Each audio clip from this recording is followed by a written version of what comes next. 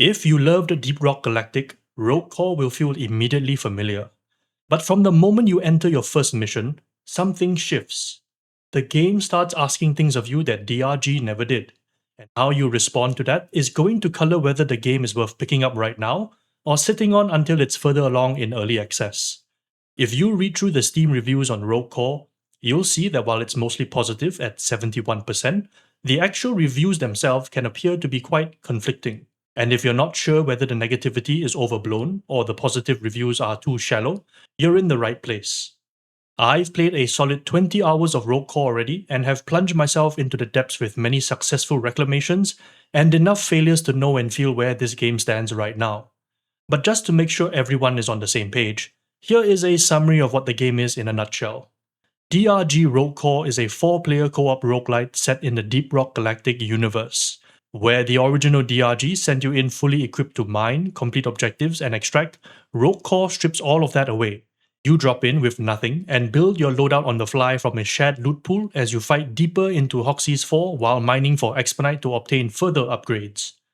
The destructible environments, the weapons, the chaotic fun of 4 dwarfs barely holding it together, all of that is still here.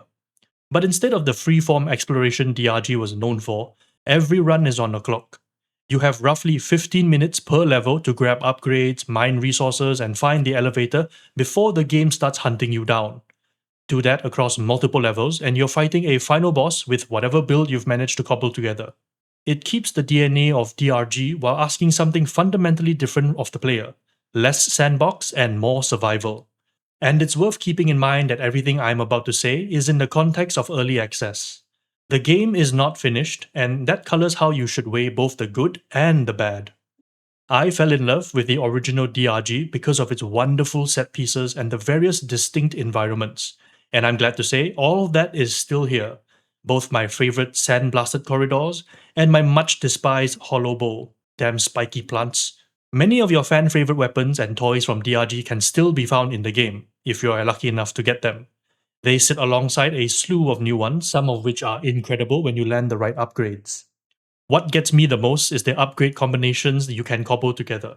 My favorite is stacking every freezing aura available and watching enemies literally freeze solid if they get too close, and then promptly explode if they try to hit me.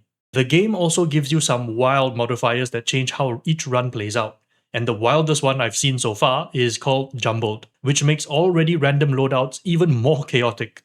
Sometimes you get the most useless selection imaginable, other times you get the rarest items essentially for free. We had a lot of laughs pulling through a full mission on one of those runs. These moments are what Rogue Core does best, and they are at their best when you're playing with a group of friends who can plan, coordinate, and argue over upgrades together. But depending on who you're playing with, or whether you're playing with anyone at all, the experience can look very different. With friends on voice comms, you can talk through it. You can signal what you need, defer to a teammate who needs something more, and coordinate around what the pool gives you. It's not perfect, but it works. With randoms, you don't have that same depth of communication naturally. The best you can do is heart the item you want, wiggle your cursor to show interest, or even type it out and hope everyone rolls with it. But even with some communication, someone could still take the upgrade you needed. Not out of malice, but just because they wanted it and didn't know how it would work with your build. Your only hope then is that you manage to grab it the next time it shows up. And unlike a bad roll in a solo roguelite that only affects you, a bad negotiation round in Rogue Core can affect the whole team's ability to function and push into the deeper levels.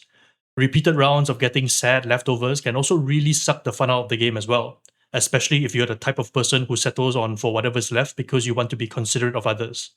This is one of the primary criticisms you'll see throughout the Steam reviews, and that would be frustrating enough on its own. But Rogue Core doesn't really give you a lot of breathing room to recover from a bad negotiation round. Unlike DRG, where you can take your sweet time to explore the environment, Rogue Core wants you to keep moving forward by sticking a time limit to each level. This forces you to make some heavy decisions at times. As a result, the timer also creates friction because if you don't want to risk getting more objectives done and mining for more expedite or looking for upgrades, then you'll have less upgrades to work with, which means just trying to make it to the final boss is going to be more difficult, let alone bringing it down effectively. But on the other hand, you need to balance the risk of letting the timer run out because doing so causes the game to send something unkillable to chase after you. Having both of these systems as they currently are can create a negative feedback loop of not having the upgrades you need to be strong enough, which presses you to do more objectives that take up more time. And because you aren't very strong due to the lack of good weapons or upgrades, you risk going down a lot trying to get the objectives done. Place that on top of the fact that each full run can take upwards of between 30 to 40 minutes to an hour, and the frustration of losing a round because you were all but helpless can leave a bitter feeling in you. And that's with a team. If you think about going in alone, then this is something you should hear first. Now, I want to be fair about this. Solo isn't always a disaster from the first minute. How the next few missions are going to feel depends heavily on your class and what weapons you manage to roll. Sometimes you get the right pairing, a class that synergizes with your starting weapons and a grenade that covers your weak spots, and the run feels a lot more manageable. You can make progress, you can push. But when you don't get that pairing, and you often won't, you're hitting every branch on the way down. Having a class that doesn't benefit from the weapons you've rolled, upgrades that do nothing for your current build, and a grenade that adds no value to how you need to fight. In co-op, a bad roll for one player can be absorbed by the team. Someone covers for you while you claw your way back. In solo, there is no one covering for you. Every gap in your build is yours to deal with alone. And this is where the selection disadvantage starts to bite. Solo players get 3 weapons and grenade options instead of the 6 available to a full party, which means the variance between a good starting roll and a bad one is already wider before the run even begins. Weak weapons compensate by burning through more ammo faster. The wrong grenade means taking more damage trying to control crowds you can't stop. More time spent fighting horde breaches means less time doing objectives. Less time on objectives means fewer upgrades, and you're back in the feedback loop. Except now, you don't have a team to bail you out. The enemies compound all of this.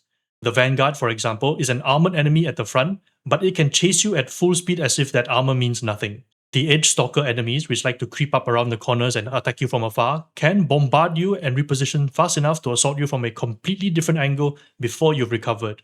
And if you've rolled a weapon that is only really good at close range, good luck surviving a salvo of ranged attacks pelting you from all directions. Against a team, these are manageable. Alone, with a compromised build and dwindling ammo, they stop being challenges you can solve and just start being problems you have to endure. Back in DRG, you could at least plan a loadout that compensated for the build's weak spots. In Rogue Core, that option doesn't really exist. I've played a few solo runs now, and not once did I feel like I was actually enjoying myself. I was so focused on making it to the next level that the fun DRG always gave me just evaporated. That to me is the truest measure of where solo stands right now. Not that it's impossible, but that surviving it stops feeling like a game. Solo is an option Rogue Core offers, but as it stands, it doesn't hold up. I wouldn't recommend it, not after experiencing what the game feels like with even a partial group or even with randoms. Those are the core issues driving most of the negative reviews, but they're not the only ones worth mentioning. Beyond those, there are other rough edges. The ammo economy problems I mentioned in solo don't disappear entirely in co-op either. The rarity of upgrades can feel wildly inconsistent from run to run, and personally, I don't really like the armor system compared to the shield mechanic back in DRG. None of these are deal breakers on their own, but they stack. And in a run that's already going badly, they add to the sense that the game is working against you. To Ghostship's credit, they have kept an open ear listening to the feedback given from players and have released a roadmap to show what and how they plan on tackling the big three along with some of the other pain points. The first of the big problems they have on their sites is addressing the friction that comes with the negotiation system. Ghostship plans on adding a reroll system to help give players a bit more agency over what they can select during negotiations. I can see this working if they make it so that players who pass on the first pool of items will be eligible to take their pick from a second round. This would almost double the amount of options available while still retaining the essence of the randomness that is key to a roguelike. As for addressing the friction with the timer, Ghostship indicates that they plan on looking at various methods to influence the level timer. I think this is an interesting solution and strikes a nice middle ground between where it is now and the demands for outright removing the timer. Finally, Ghostship has acknowledged the ammo economy as their third major pain point, though they haven't yet indicated what direction they are taking to fix it, only that they are working on it. Given that it's listed alongside the negotiation and timer issues, at least it's on the right radar. I'm also glad to see that the balance tweaks to the rarity of upgrades will be coming soon as well. So where does that leave us? Honestly, my answer depends entirely on one question. Who are you planning to play this with? If you have a dedicated group of friends on voice comms who are willing to communicate and coordinate their builds, Rogue Core is worth picking up right now. The chaos is fun, the weapons can feel satisfying, and when a run comes together with a build that you nurtured throughout the session, it feels great. If you're planning on dropping in with randoms, I'd wait. The friction I describe isn't just an occasional bad run, it can become the whole experience depending on the group you're playing with. And losing 40 to 60 minutes because a stranger took the upgrade you needed and the timer punished you for trying to compensate is a specific kind of exhausting that can make you not want to come back. And if you're planning on going in alone, wait longer. The variance between a good run and a bad one is already too wide, and without a team to absorb the bad rolls, the lows hit harder than they should. The ammo economy fix coming in the roadmap will help, but until it arrives, solo isn't where this game is at its best. But here's the thing, I'm actually excited about where this game is going. Ghostship has shown that they're at least paying attention and communicating quickly on what they plan on doing, and that gives me some confidence in how this game is going to evolve and grow for the better. Based on the roadmap they've shown, we know that at least they're not fixing the wrong things. The reroll system alone could meaningfully change how the negotiation friction feels, and ways to influence the timer, when it does arrive, could open the game up to the kind of players who bounced off it the hardest. Roll Call right now is a game with a genuinely strong foundation being held back by a couple of systems that are pulling against each other, but I believe in the direction that it's heading. So, if you have a squad ready, rock and stone. If you don't, or if you're going in alone, give it time. This one is worth watching.